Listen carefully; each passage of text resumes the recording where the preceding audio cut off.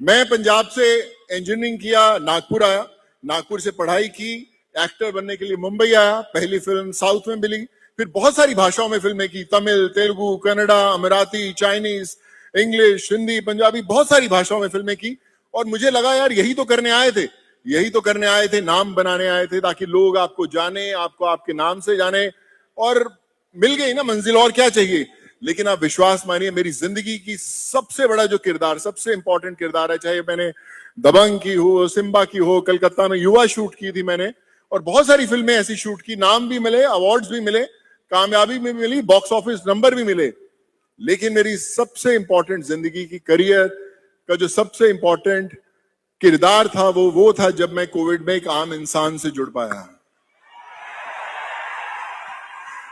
जब पता लगा कि सबसे जो इंपॉर्टेंट दो शब्द होते हैं वो होते हैं उम्मीद और कोशिश। अगर आपसे किसी को उम्मीद नहीं तो आपका जीवन अधूरा है, और अगर आप किसी के लिए कोशिश नहीं कर सकते तो भी आपका जीवन अधूरा है। तो हर एक इंसान को ऐसा बनना है कि लोगों को आपसे उम्मीद हो कि यार मैं अगर उससे मिलने जाऊंगा तो मेरी जिंदगी बदल जाएगी, शायद मेरे बच्चों की पढ़ाई हो जाएगी, शायद मुझे करियर मिल जाएगा। तो ये उम्मीद होनी बड़ी जरूरी है। नहीं तो आप कितनी भी महंगी गाड़ी में घूम ले, कितने भी बड़े ऑफिस में, कितने भी बड़े बंगले में रह लें, लेकिन अगर सड़क पर चलता हुआ इंसान आपसे कोई उम्मीद नहीं कर सकता तो फिर उस गाड़ी का, उस घर का, उस बंगले का कोई मायने नहीं रखता।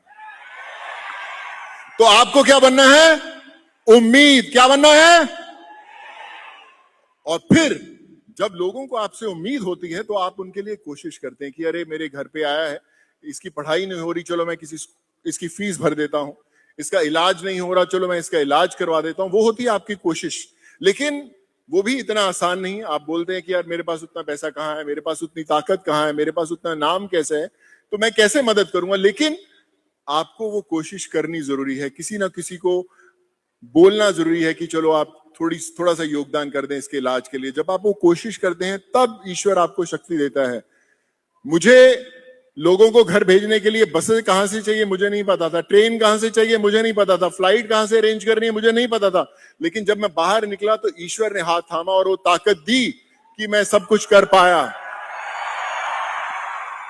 और आप में से भी बहुत सारे लोग जुड़े हैं जिन्होंने वो ताकत दी। मुझे याद है कि यूपी में हो, बिहार में हो, कलकत्ता, आंध्रा, तेलंगाना, बहुत सारे लोग जो नीचे स्तर से जुड़े हुए थे, जिनको बसेस से भेजा, जिनको फ्लाइटों से भेजा, उन लोगों ने मेरे साथ जुड़कर एक वादा लिया कि सोनू भाई जब भी कोई जरूरत पड़ेगी हमारी स्टेट में आप हमें आवाज दीजिएगा, हम लोग पहुंचा देंगे। कोई ऑक्सीजन सिलेंडर पहुंचाना हो, कोई ऑक्सीजन प्लांट पहुंचाना हो, हम लोग आपके साथ खड़े रहेंगे।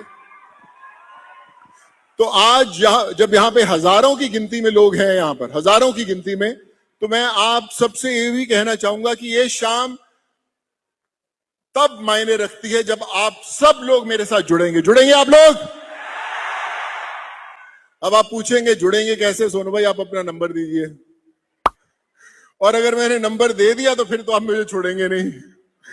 वैसे बहुत सारे लोगों के पास मेरा नंबर है। जब मैंने पहली दफा मोबाइल खरीदा था, मोबाइल का सिम कार्ड खरीदा था, उस समय मैं शायद कई बार अपना फोन बिल भरना अफोर्ड नहीं करता था कि यार इतनी महंगी कॉल्स होती है, यार कहां से मोबाइल का पंगा ले लिया। लेकिन जब वो नंबर मैंने खरीदा था, आज भी मेरा नंबर वही है। और मैं छोटा सा एग्जाम्पल भी देता हूं। यहां पर मेरे दो दोस्त खड़े होंगे फाउंडेशन के। अलुकेश, आप सीढ़ी पे खड़े होकर हाथ दिखा सकते हैं।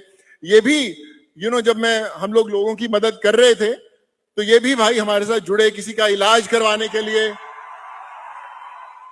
किसी की पढ़ाई करने के लिए। इनका काम सिर्फ यही होता है, सोनू भाई यार उसकी पढ़ाई करानी है, उसका इलाज करवाना है। तो मैं बोला चलो करते हैं। और ये लोग भी जुड़े, मैं इनसे कभी मिला नहीं था, लेकिन मदद के जरिए हम लोग सब मिलने शुरू हुए। और फिर इन्होंने यहाँ पर खोला सोनू सूद चैरिटी क्लब, सूद चैरिटी फाउंडेशन के साथ। और अगर आप लोग भी हमारे साथ जुड़ना चाहते हैं तो एक छोटा सा तरीका है। हमारी जो फाउंडेशन है सोनू सूद चैरिटी फाउंडेशन, उसमें आप मैसेज कीजिएगा अपने नंबर के साथ, हम लोग आपको फोन करेंगे और फिर आपको इस दौर का, इस दुनिया का हिस्सा बनाएंगे। जुड़ेंगे? आई थिंक आज जब हम स्मार्ट वैल्यू की बात करते हैं तो वो चीज हमें यही सिखाता है कि जुड़ना कैसे है, कैसे वो रिश्ता जोड़ना है, कैसे वो परिवार बनाना है जहां पर एक दूसरे के साथ जुड़ जुड़कर ऐसे स्टेडियम भरे जाते हैं। कैसे भरे जाते हैं? सो ये ताकत हेलो, तो ये ताकत होती है एक आम इंसान की। आम इंसान से बड़ा खास कोई नहीं है, वो आम इंसान ही है जो देश चलाता है। तो कभी भी आप अपनी जो ताकत है उसको कभी भी ऐसा मत सोचिएगा कि मेरी ताकत नहीं है, बहुत ताकत है आपके अंदर और आप जो कर सकते हैं वो कोई नहीं कर सकता। तो ये विश्वास रखिए अपने ऊपर। विश्वास है विश्वास। और कई बार हम लोग बहुत कमाल का काम करने जाते हैं लेकिन हमें कई बार कामयाबी नहीं मिलती। हमें लगता है यार ये मेरे साथ वाला है, इसमें तो कम हुनर है मेरे से, लेकिन फिर भी मेरे से ज्यादा कामयाब होगा, मेरे से पहले उसने गाड़ी खरीद ली, मेरे से पहले उसने घर बना लिया, तो मुझे क्यों नहीं मिला? मेरे अंदर क्या खामी है? मेरे अंदर क्या खामी है? सो मुझे लगता है उनके लिए दो लाइनें मैं जरूर कहना चाहूंगा कि हौसला रख, हौसला रख, एक समय ऐसा आएगा, हौसला रख, एक समय ऐसा आएगा जब घड़ी किसी और की होगी और समय तेरा बताएगा यार। तो आपको टिके रहना है, आपको टिके रहना है और हमेशा अपनी ताकत जो आपके अंदर है उसे कभी भी ऐसा मत सोचिएगा कि मैं मेरा जिंदगी में कुछ हो नहीं रहा था, तो आपको भी पता नहीं कि आपके हाथ से ईश्वर ने क्या करवाना है। वो कहते हैं कि कभी अपनी मुट्ठी खोल कर तो देख, शायद तेरी हाथ की लकीरों में किसी की जान बचाना लिखा हो।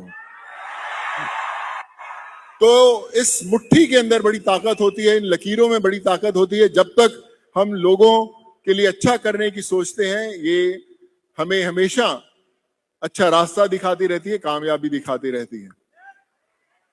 मैं एक छोटा सा किस्सा बताना चाहता हूं अपनी एक फिल्म से।